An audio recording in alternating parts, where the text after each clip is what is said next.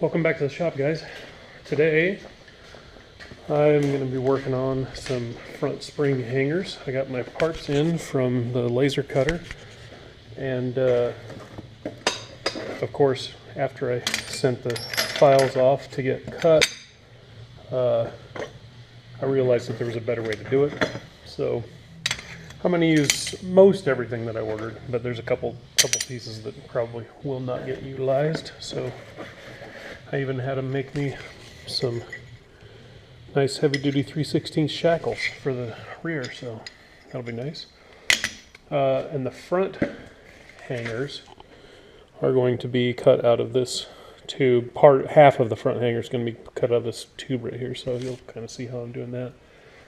And I'm hoping, so then the next step after figuring out those, and then I got to take this frame and clean up all the tools and stuff around it, and then this thing needs to get flipped onto its side or even onto its lid, honestly, so that I can do the bottom welds and then set up the spring hangers and the rear hanger. Because I think what I'm going to do on the rear hanger, which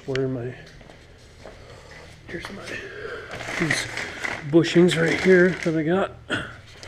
So these I want to cut I actually want to notch a chunk out of the bottom of this and then have these actually about 1/4 inch away from the bottom of that tube and actually sit in the frame.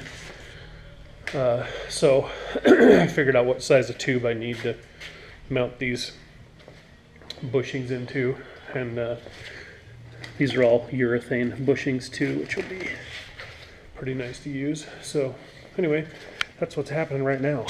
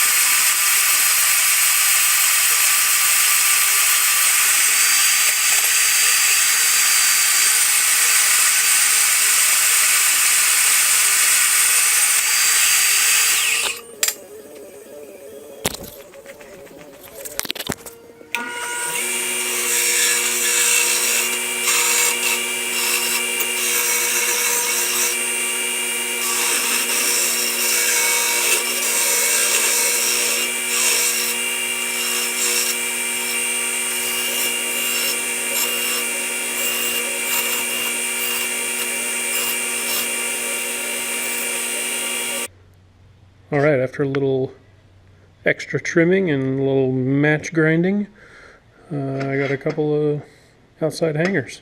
Don't look too bad, should work. All right, so I had my buddy Andrew come over and help me flip the frame over. I sort of forgot to record that, but it's kind of heavy.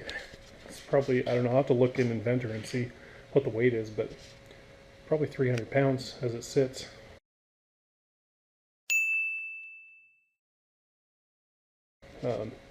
So anyway, now I can finish weld all the bottom side welds. I already did these two main full penetration welds at the frame here. As you can see, I cut a cross member out and I cut the other outrigger off because my hangers and those kind of all are in the same place. This hanger setup here is similar to what I'm going to end up using. I have changed my mind again.